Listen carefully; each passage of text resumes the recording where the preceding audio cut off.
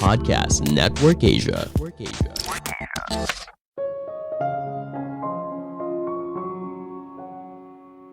Menjadi produktif itu merupakan jebakan. Kenyataannya, kita jadi semakin terburu-buru dan kehilangan apa yang sebenarnya kita inginkan dalam hidup.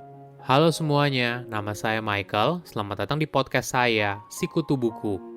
Kali ini saya akan bahas buku 4,000 Weeks karya Oliver Burkeman. Sebelum kita mulai, buat kalian yang mau support podcast ini agar terus berkarya, caranya gampang banget. Kalian cukup klik follow. Dukungan kalian membantu banget supaya kita bisa rutin posting dan bersama-sama belajar di podcast ini. Buku ini membahas bagaimana cara mengatur waktu dengan baik sehingga kita bisa punya hidup yang bermakna. Rata-rata rentang hidup manusia boleh dibilang relatif pendek. Bayangkan apabila kamu akan hidup selama 80 tahun. Artinya kamu hanya punya waktu sekitar 4.000 minggu. Kita terbiasa merasa tidak punya waktu. Kita terobsesi dengan daftar tugas yang panjang, email yang selalu penuh, dan selalu mengalami gangguan untuk fokus sepanjang hari. Dari situ, kita lalu mencari cara dan belajar bagaimana cara mengatur waktu dengan baik. Namun yang terjadi justru sebaliknya. Tips dan trik malah membuat hidup kita semakin buruk. Hidup kita menjadi semakin terburu-buru dan mencapai hidup yang bermakna itu terasa semakin jauh.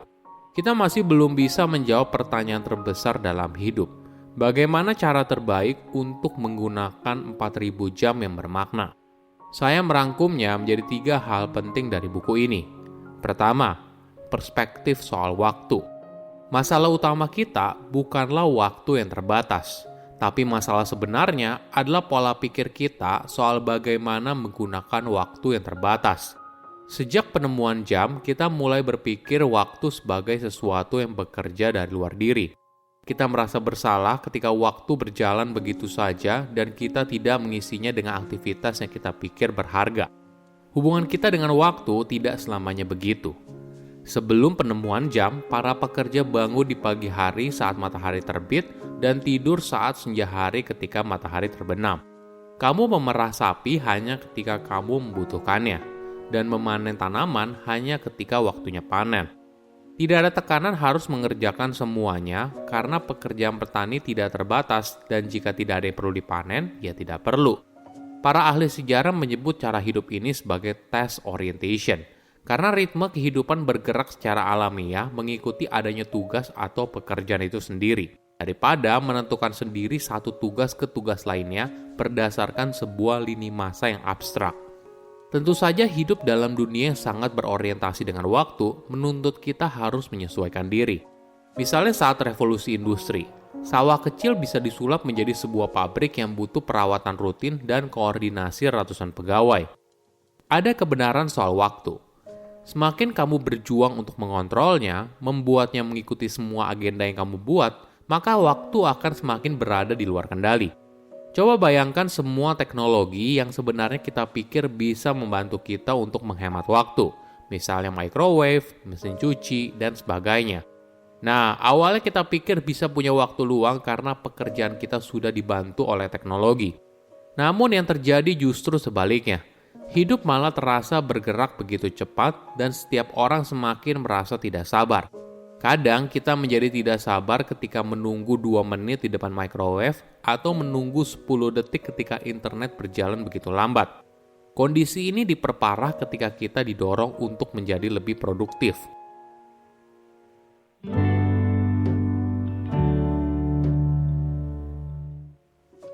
Kedua, membuat prioritas dalam hidup. Apakah kamu pernah merasa harus mengerjakan sesuatu lebih dari yang bisa kamu kerjakan? Situasi ini mungkin familiar bagi beberapa orang. Kita seringkali merasa semua hal itu penting dan perlu kita kerjakan. Tapi apakah itu benar? Apakah itu hidup yang kita inginkan? Bagaimana cara untuk membuat prioritas? Penulis menjelaskan 3 prinsip utama. Pertama, utamakan dirimu dulu. Mungkin kamu pernah dengar istilah keuangan pay yourself first. Artinya ketika kamu mendapatkan gaji atau penghasilan, yang pertama kamu sisihkan adalah untuk tabungan dan investasi, baru kebutuhan yang lain. Konsep ini juga relevan dalam hal manajemen waktu. Jika kamu punya proyek yang sangat penting, namun kamu merasa kesulitan karena masih ada banyak proyek yang lain, mungkin kamu bisa mempraktekkan mindset pay yourself first. Dedikasikan waktu selama 1 hari atau 1 minggu untuk menyelesaikan tugas tersebut terlebih dahulu. Kedua, batasi pekerjaan yang sedang kamu lakukan. Kadang kita ingin mengerjakan semua hal sebanyak-banyaknya di periode yang sama. Pola pikir ini seringkali tidak tepat. Mungkin kita perlu menyadari kalau setiap orang punya batas berapa banyak pekerjaan yang bisa dilakukannya dalam sehari. Nah, jika kamu sudah menyadari hal ini, maka fokus kamu bisa lebih terarah dan menyelesaikan sedikit tugas tapi merupakan hal yang penting. Ketiga, batasi prioritas tingkat menengah. Penulis bercerita soal kisah investor legendaris Warren Buffett yang memberikan beberapa nasihat kepada pilot pribadinya. Warren meminta pria itu untuk membuat daftar 25 hal apa saja yang dia inginkan dalam hidup, lalu mengurutkannya dari yang paling penting hingga yang tidak penting. 5 poin teratas merupakan prioritas yang perlu diluangkan waktu untuk mencapainya, sedangkan 20 sisanya, Warren meminta pilot itu untuk menghindari semua hal itu dengan cara apapun. Kenapa? Karena 20 poin itu akan mengalihkan perhatian kamu dari sesuatu yang sebenarnya kamu inginkan.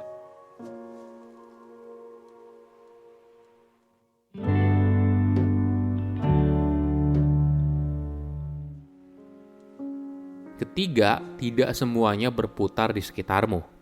Apakah kamu pernah merasa burnout atau capek saja? Gak masalah kok apabila kamu mengajukan cuti beberapa hari atau bekerja dalam waktu yang lebih pendek. Faktanya, karyawan yang punya waktu istirahat yang cukup justru lebih produktif. Ada yang aneh dengan bersantai.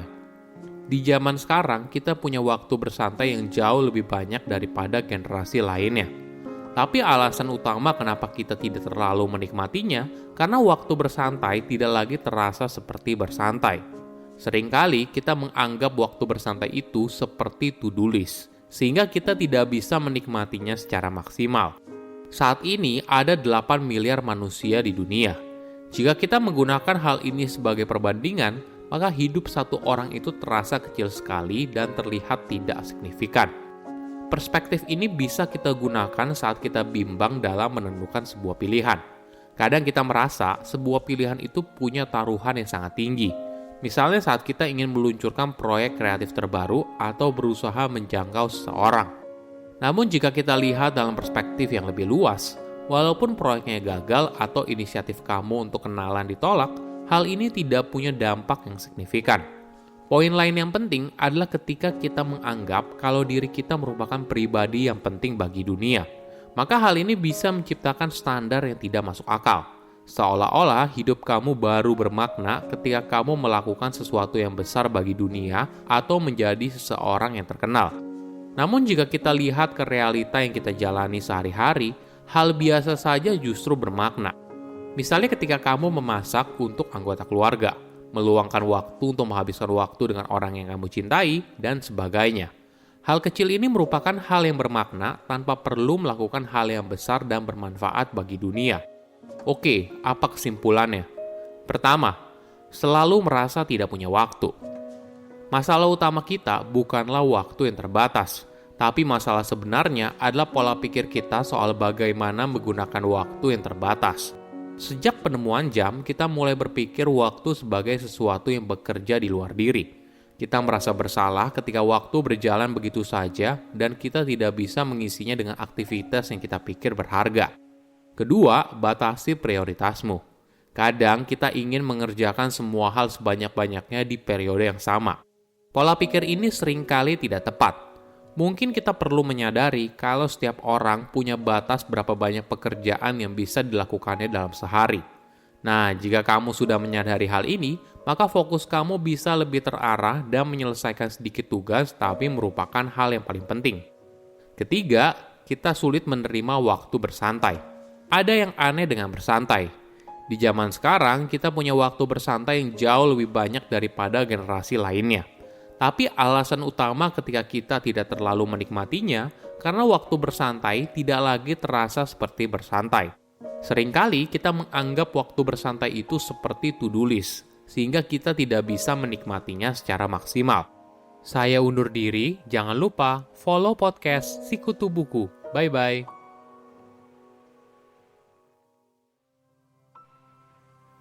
Pandangan dan opini yang disampaikan oleh kreator podcast, host, dan tamu tidak mencerminkan kebijakan resmi dan bagian dari podcast Network Asia. Setiap konten yang disampaikan mereka di dalam podcast adalah opini mereka sendiri dan tidak bermaksud untuk merugikan agama, grup etnik, perkumpulan, organisasi, perusahaan, perorangan, atau siapapun dan apapun.